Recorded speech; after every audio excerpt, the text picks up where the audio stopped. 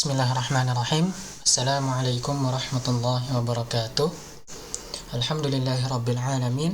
Wassalatu wassalamu ala asrafil anbiya'i wal mursalin wa ala alihi wa ashabihi ajma'in, amma ba'd. Perkenalkan, nama saya Muhammad Ihsan Fadilah, mahasiswa Prodi Ilmu Al-Quran Tafsir semester 4, yang insyaallah akan memaparkan materi mengenai studi naskah Al-Quran yang ada di Indonesia, yakni pembahasan naskah tafsir Al-Azhar karya Buya Hamka. Baik, langsung saja kita ke pembahasan yang pertama, di mana kita akan membahas rumusan masalah terlebih dahulu. Di mana di sini kita akan mengambil 3 poin atau 3 rumusan masalah. Yang pertama, bagaimana biografi Buya Hamka, seperti apa kitab tafsir Al-Azhar, serta apa karakteristik dari kitab tersebut.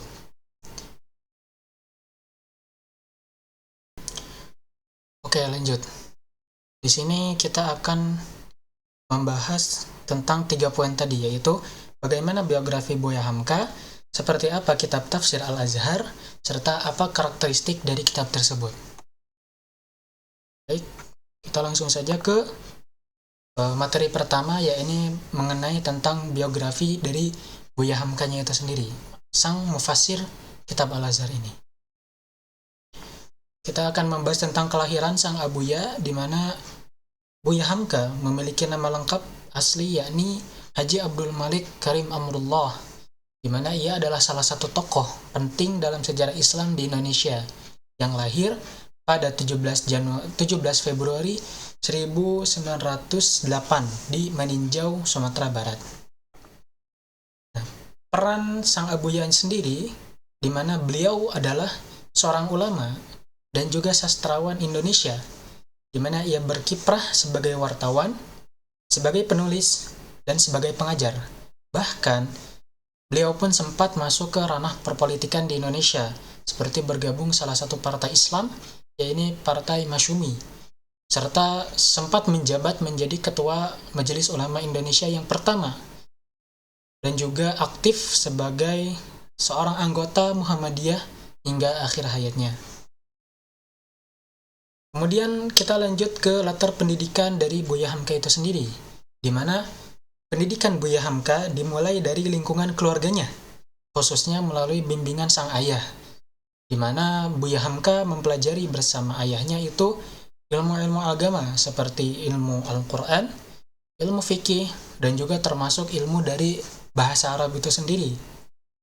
Sehingga karena Hamka kecil ini bisa dibilang pintar, maka Buya Hamka ini kemudian terus mengembangkan keilmuannya hingga bertemu dengan para ulama terkenal seperti Syekh Ibrahim Musa, Syekh Ahmad Rashid, dan juga Sultan Mansur, Cokro Aminoto, dan lain-lain. Nah, berikut adalah beberapa karya dari Buya Hamka itu sendiri, di mana setelah beliau melakukan eksplorasi pendidikan, beliau pun melakukan salah satu kegiatan yang biasanya dilakukan oleh para intelektual, yakni menulis buku, di mana beliau menulis beberapa karya. Di sini saya hanya mengambil 4, meskipun ada karya-karya lain yang ditulis oleh beliau ini. Tapi di sini saya hanya mengambil 4 karya, di mana karya yang pertamanya yaitu yang berjudul Tasawuf Modern. Kemudian yang kedua itu ada buku Tenggelamnya Kapal Van der Wijk, di mana ini adalah buku sastra bisa dibilang. Kemudian ada juga buku Falsafah Hidup, dan yang terakhir adalah kitab Tafsir Al-Azhar. Sehingga dapat terlihat dengan jelas dalam beberapa karyanya ini bahwa Buya Hamka bukan hanya seorang ulama, tapi juga sebagai seorang penulis dan juga seorang sastrawan. Selanjutnya di sini kita akan membahas mengenai Tafsir Al-Azhar karangan Buya Hamka. Kita akan mengawalinya dengan sejarah dari Tafsir Al-Azhar itu sendiri, di mana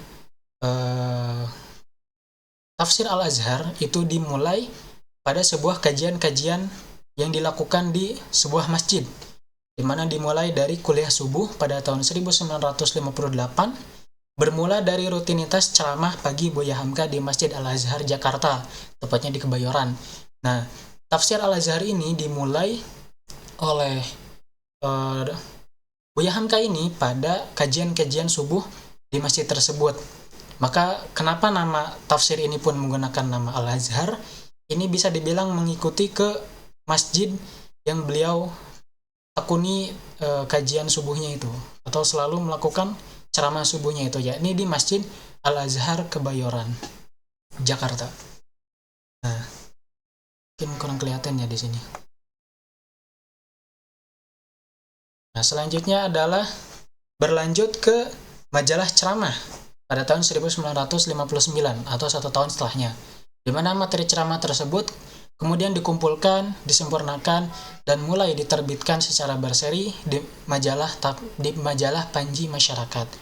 Jadi bisa dibilang setelah banyaknya atau rutinitas yang dilakukan oleh Buya Hamka di Masjid Al-Azhar, maka kemudian ceramah-ceramah yang telah beliau sampaikan itu dijadikan majalah harian mungkin bisa dibilang, sehingga berkembang dan semakin meluas. Selanjutnya, nah ini bisa dibilang sisi ironis dari atau bisa dibilang sisi perjuangan untuk sang Abuya Hamka ini, di mana beliau masuk ke jeruji besi pada tahun 1964.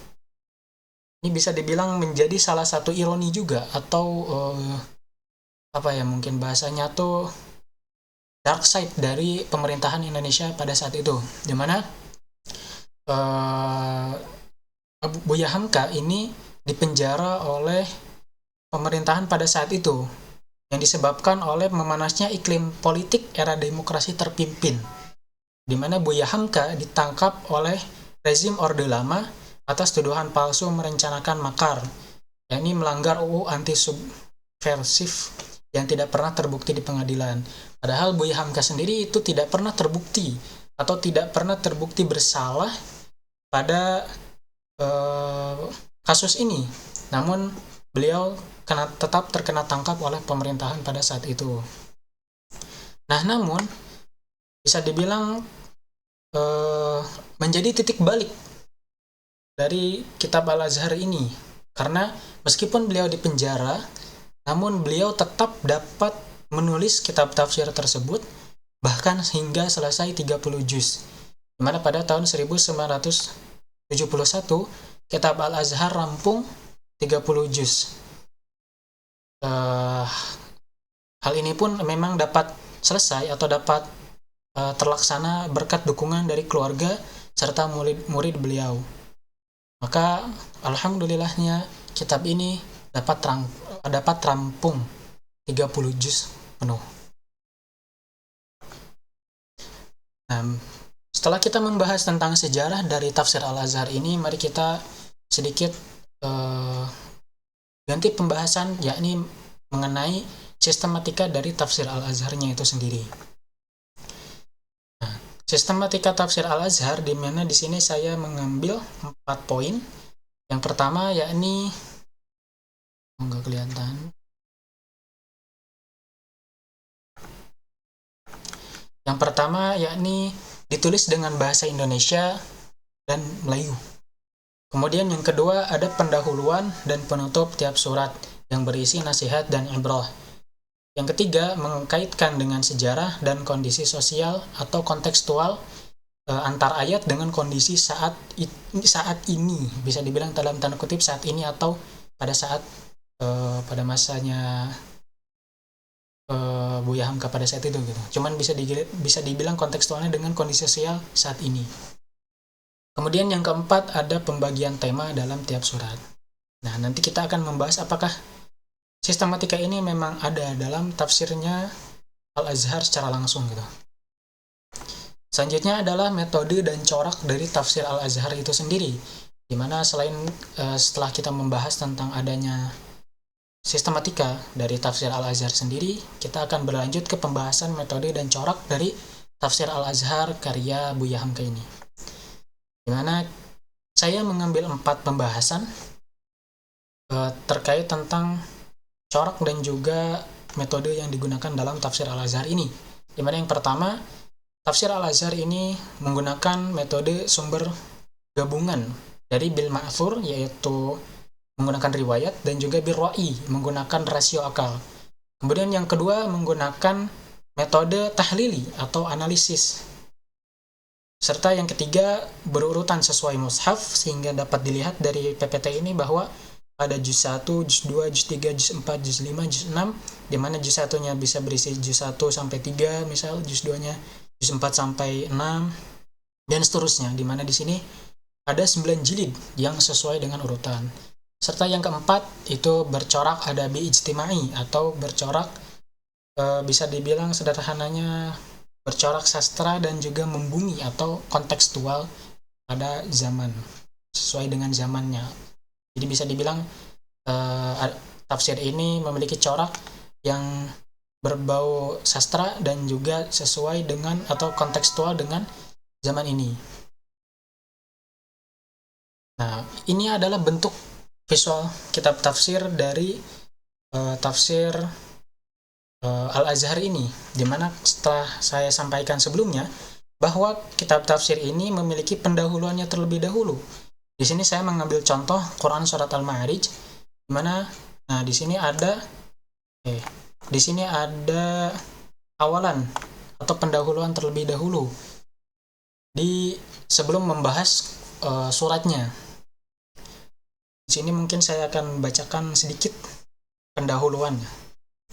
Bismillahirrahmanirrahim. Sebagai juga surat yang sebelumnya Al-Haqqah, maka surat Al-Ma'arij ini juga dimulai dengan peringatan akan hebatnya apa yang akan terjadi kelak di hari kiamat, terutama kepada orang-orang yang tidak mau mempercayai akan kekuasaan Tuhan menunggang balikan alam ini.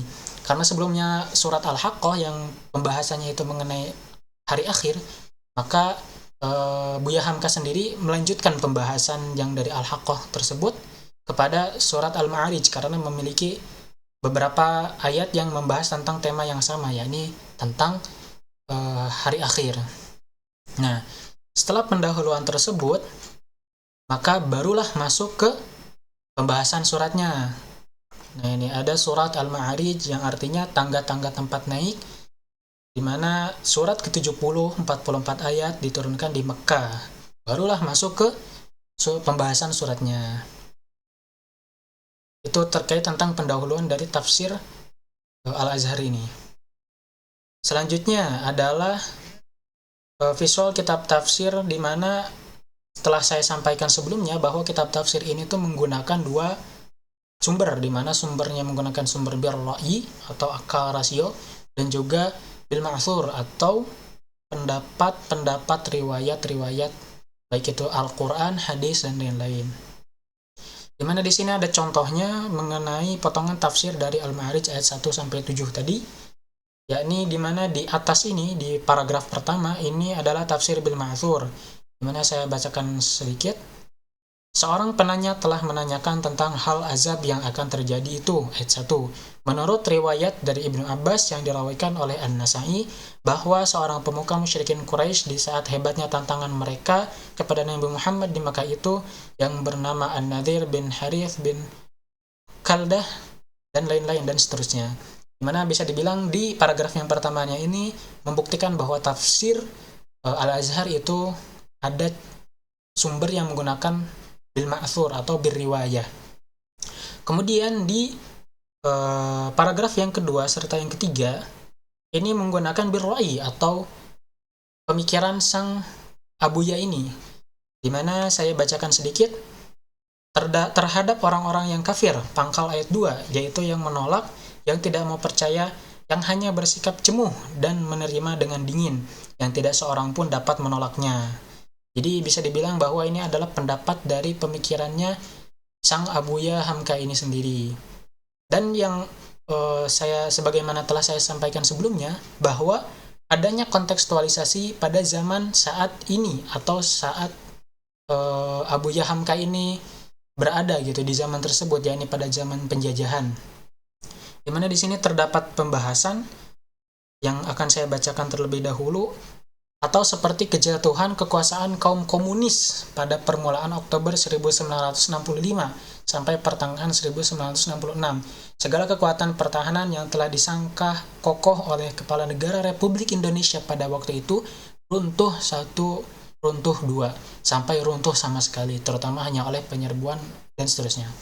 Jadi bisa dibilang bahwa penafsiran dari Al-Azhar ini selain bil ma'thur, bil riwayah, tapi juga ada tafsir bil ra'i, dan bahkan ada kontekstualisasi pada zaman modern, pada zaman di mana di sini dikaitkannya dengan pembahasan tentang kejatuhannya kaum komunis pada tahun 1965 di Indonesia itu sendiri. Selanjutnya adalah visual kitab tafsir yang di mana visual ini menunjukkan contoh adanya corak adabi ijtimai atau corak yang ada sastra dan juga kontekstualisasi sebagaimana yang tadi. Jadi bisa dikatakan kontekstualisasi ayatnya pun tadi atau yang terkait tentang komunis tadi itu bisa menjadi salah satu corak adabi ijtimai itu sendiri. Namun di sini ada satu hal yang menarik, di mana di dalam potongan tafsir Al-Ma'arij ayat 29 sampai 35 itu terdapat tafsir yang membahas tentang sastra, di mana saya bacakan terlebih dahulu. Ini kalau tidak salah membahas tentang perbudakan di tafsir Al-Ma'arij ayat 29 sampai 35 ini. Di mana di sini tertulis, kita mengetahui bahwa sejarah dunia penuh dengan perbudakan. Bangsa Yunani mengakui adanya perbudakan. Bahkan Aristoteles pernah menyatakan syukurnya sebab dia dilahirkan sebagai bangsa Yunani dan berguru kepada Plato, dan dia bukan budak. Republik Plato tentang filsafat pemerintahan, demikian juga politik Aristoteles yang begitu masyhur, hanya berlaku buat bangsa Yunani yang merdeka, bukan untuk budak-budak, tegasnya tidak termasuk di dalamnya budak-budak. Bahkan ketika kita lihat di paragraf bawah ini, ada pembahasan tentang perang saudara yang sangat dahsyat di antara bangsa Amerika Serikat sebelah utara dengan sebelah selatan. Jadi bisa dibilang bahwa ini pun selain berkaitan dengan sastra-sastra, karena memang beliau pun seorang sastrawan, namun pula memiliki pembahasan tentang kontekstualisasi pada zaman saat itu, dimana kan bisa dibilang pada zaman saat itu dunia masih berkonflik gitu kan. Di Indonesia sendiri masih dalam masa pemulihan setelah jajahan dari Belanda dan juga Inggris gitu. Kemudian di luar negeri sendiri itu masih ada bekas-bekas pemulihan perang dunia gitu, bisa dibilang. Mungkin kita masuk ke pembahasan terakhir ya, ini kesimpulan. Ya. Dimana tafsir Al-Azhar adalah mahakarya Buya Hamka yang berawal dari kajian subuh pada 1958 dan berhasil diselesaikan 30 juz pada 1971. Saat beliau di penjara, kitab berbahasa Indonesia Melayu ini menafsirkan ayat secara berurutan atau tahlili dengan memadukan sumber riwayat bil ma'thur dan juga rasio pemikiran atau bil ra'i, di mana kekuatan utama tafsir ini terletak pada corak adabi ijtimai atau sastra kontekstual yang sesuai dengan zaman saat ini, sehingga tafsir ini terasa membumi, mengkaitkan makna ayat dengan realitas sosial keseharian saat ini. Mungkin cukup sekian pembahasan materi tafsir Al-Azhar karya Buya Hamka ini. Mohon maaf bila terdapat kesalahan kata, kesalahan penulisan. Kalau misalnya pun ada kesalahan kata atau kesalahan data, mohon untuk koreksi di kolom komentar. Billahi taufiq wal hidayah. Wassalamualaikum warahmatullahi wabarakatuh.